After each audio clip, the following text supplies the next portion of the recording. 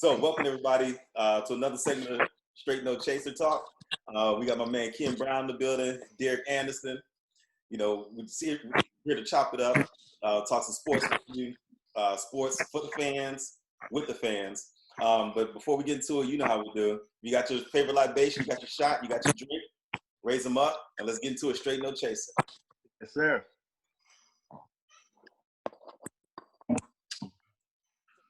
Let's go ahead and let's talk about Isiah Thomas and being left off of the Dream Team. Derek, I know you're a hardcore Detroit Pistons fans. What are your thoughts on Isiah Thomas being left off the Dream Team? I know we got the Chicago perspective of, yeah, he didn't deserve it and everything else, but give it to me straight. What were your thoughts? No, but out of all players in NBA history, just in players, period, Isiah Thomas is my favorite player of all time.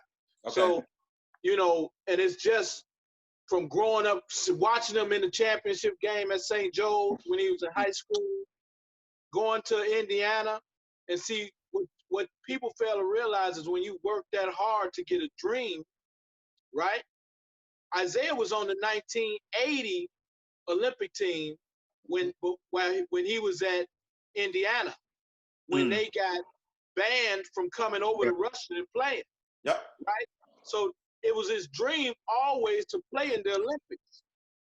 So that's why that dream team hit him harder than it would just somebody just getting it, not being asked to go. You know what I'm saying? Because he never got to go when he was the best player on the Olympic team back in the day. So from his perspective, and it's just not a Chicago perspective, from his perspective, it was something he worked for his whole life, his whole career, and never was able to get it. And he feel like, and I feel like as well, he wasn't able to get it because of people's feelings. Thank you. Because my man, was John Stockton supposed to be on that team ahead of Isiah Thomas? No way. Nobody thinks that, man. Nobody thinks that. So, I mean, it's a hard lesson to learn about treating people a certain way. You see what I'm saying? Mm-hmm. And it's a hard lesson to learn about the politics of the game, but that's what he learned. And, it's a hard pill to swallow. It'll be something that he never really gets over. And all of it because of somebody else's feelings. Because Scotty never wanted to play with him. Mike, he might say the right things now, but Mike know he didn't want to play with Isiah. You see what I'm saying? And then Magic also had his issues with Isiah because that was right after the whole, Isiah made the comment about Magic maybe, things maybe happening with him with the AIDS, with the HIV situation. So, it's a hard pill to swallow, man. And for Isiah, I feel for him.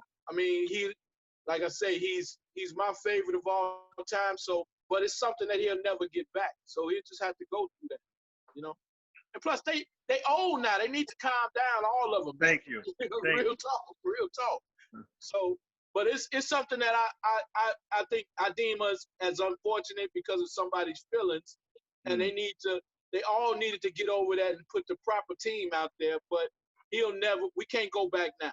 You know what I mean? I think going back to the Olympics and the Dream Team selection, politics aside, I think they didn't. I don't think they put the best team out there because I don't think Isiah was on there. I don't think Dominique Wilkins was on there. There were some other guys, that you could have made a case for. I think one of the things that was telling though was Michael Jordan, AKA number 23 from the Chicago Bulls. That's what I call him. Mama named number 23. I'm gonna call him number 23.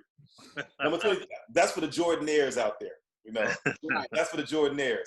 So number 23 from the Chicago Bulls made the comment he didn't know if Isiah would have fit the narrative of, or not the narrative, but would have fit in from a camaraderie standpoint, the guys being able to gel, develop relationships. Even though you have Bird and Magic who really didn't have much rapport. As a matter of fact, they hated each other. There was still a level of respect. And I think there were a lot of players that didn't respect Isiah Thomas. They respected his game, but I don't think they respected him as a person. And that was kind of tough. What are your thoughts on that? Because that's one of the things I kind of took away from reading between the lines. Ken, I'm going to let you go, but I want to talk on that too. So go ahead, Ken. You got it. It's probably one of the pettiest moves in NBA history, bro. Mhm. Isiah met all the criteria. Behind Magic Johnson, Isiah is the second greatest point guard to ever play that position. So MJ and Scottie don't like him because the bad boys beat him up and got titles on him. Magic doesn't like him because of maybe some off comments that he may have made. Yeah. But you can't tell me that Isiah Thomas did not deserve to be on that team, man, based on his history, his talent, his mentality. As far as camaraderie, man, he ran teams that won titles. So obviously, if he ran teams that ran titles, he knows about camaraderie and how to build a team. Oh yeah. I think the most saddest part of it all is the fact that if they would allow, let me change that. If MJ would have gave the okay for him to come and play, just think how much better their relationships would have been now, just by him being around them and maybe having opportunities back then just to sit down with him and get those petty feelings out the way. Yeah. You know, because they were going to win the gold medal regardless, whether it was Isiah at the point, whether it was me, Stan, and D at the point. That team was so stacked. Whether Big Frank slid in at the 4. Exactly. Frank, whether it was Frank there after I dunked on him, it didn't matter. Okay. It didn't matter. They were going to win the gold medal. But it's sad. It's sad 30-some years later, man, that the pettiness is still there. Yeah. And Isiah is one of the best players to ever play that position, man. It's sad. Well, you know what? Hold on, Frank. Let me ask you. I know you're hardcore. I know you're a Bulls fan. I know you've had some thoughts on this, some comments. What are your thoughts on just the selection process? Do you think first off, do you think Isiah should have been a part of that dream team? What are your thoughts on that? I think Isiah and Nick, both of them should have been on that first dream team. So if you had to take off 2 players, which 2 players would it be? Clyde Drexler, Christian Laettner. Clyde Drexler and Christian Laettner. Well, see, I think the Christian Laettner part, that's where the politics came in. I know that was definitely the politics, the political aspect of it. But Clyde Drexler, so Frank, why that's a peculiar pick. I would have thought someone else. Why Clyde? I'm not a Clyde fan. Oh, okay. Because basically, if you watch The Last Dance this past Sunday, Jordan said that people compared him and Clyde as the same, and Mike, he had to show him. And so, to me, Clyde, he always had that. I'm on the same level, Mike. And so I don't know. It's just something about him that I just didn't like. And so I respect his game. He got a nice. He's one of the best shooting guard to ever do it. But I'm just not a Clyde Drexler fan. So if I had to pick, and you know what, to be honest, Pippen probably shouldn't have went before Nick. You know we are recording this, just for the record. I'm fine with it. Come on, Frank. So don't try to retract it later. Don't try to retract it later. We are recording this. All right, so let the record show. It's on record that Frank has said that Scottie Pippen, AKA number 33 from the Chicago Bulls. But I said first Drexler and Laettner. Yeah, okay. Well, you know what? You put Scottie in there too. So, and I get it. Here what's really interesting. So at the same pro camp with Kevin Durant had 2 years ago, Chris Mullin was there, and like I said, we're all at this meet and greet. We're all chopping it up, having a good time. I used to love Scottie Pippen growing up. That was my favorite Bull, even more so than Mike, because that was somebody I could see myself being, a do-it-all kind of person who played defense, kind of being that glue guy. But then as I start to look at how other players and other people perceive Scottie Pippen, my mind changed. My mind changed, especially as we got further away from the championships. It wasn't until I talked to Chris Mullin that really had a matter-of-fact conversation with him, because he played with him on the Dream Team, but he also played against him when he was in Indiana, if I'm not mistaken. Yes. And he said Scottie Pippen was one of the best people he ever played with, because he just knew how to play. He just knew how to he knew how to accept a role. His role would change each game. You needed him to be that defender, he was that defender. If you needed him to be that guy to get you a couple baskets here and there, he could do that. But he was able to kind of move in and out of different situations without upsetting the rhythm and flow of a team. Right.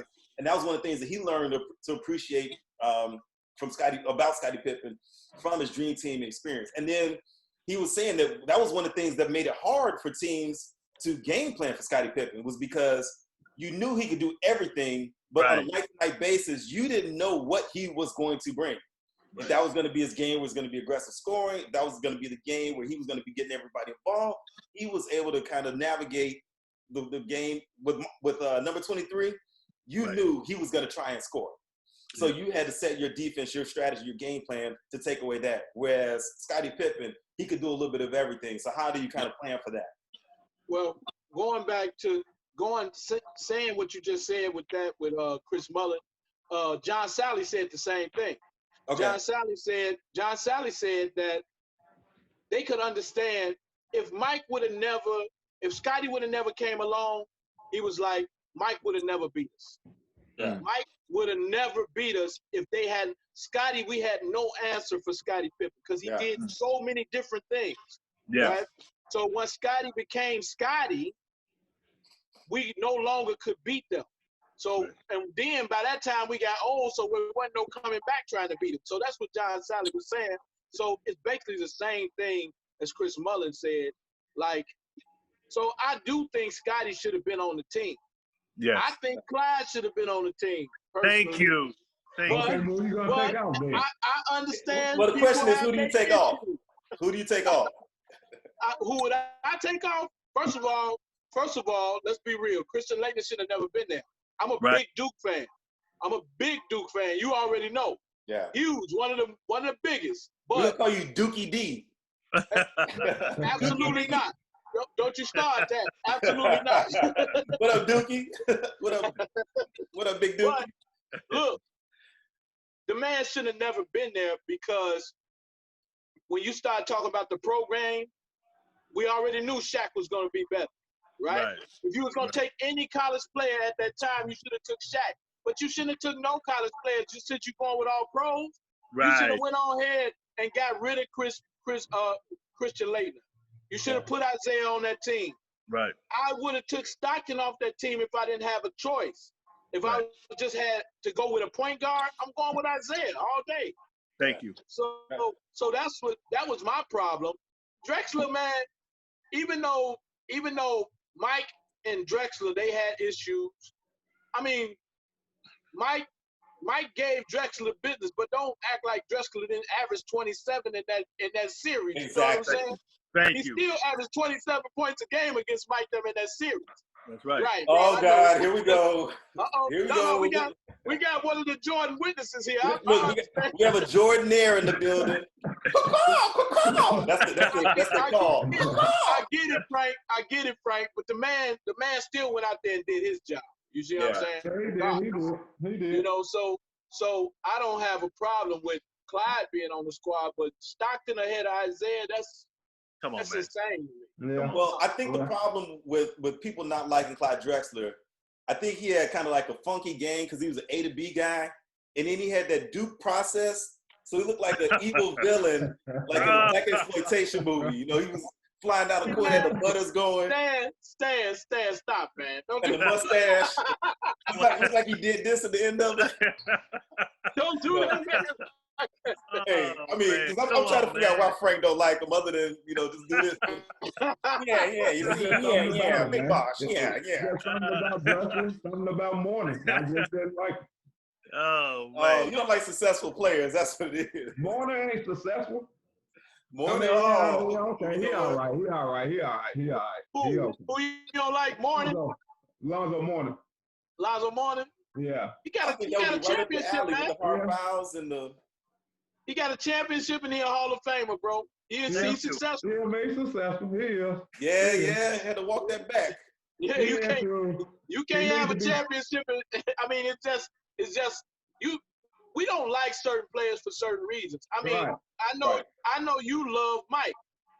Yeah. I used to love Mike up until about maybe about 93, and then I started seeing some, so I still love him as a ball player. Right. And we just got finished talking about a section of what he was. He was unbelievable. He was something we ain't never seen before. You know what I mean? Right. But we all got our reasons for not liking certain people. Even though they successful, you know, because Zoe was successful, bro. Yeah, he Zoe was. He was.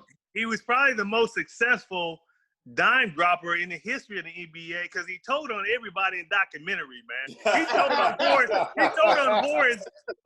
Horace Grant, man, the man that helped him win titles. I don't know, man. The Jordanaires are gonna get on you now. They're gonna come looking for you. Man.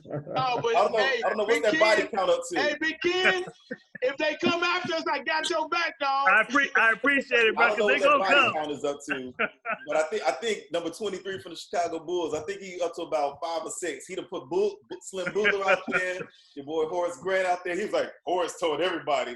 Next to it, I did not tell anybody. Oh, that's cold, man. That's cold, man. I was weak. Hey, boy. Man. Hey, Mike is a trip. Yeah,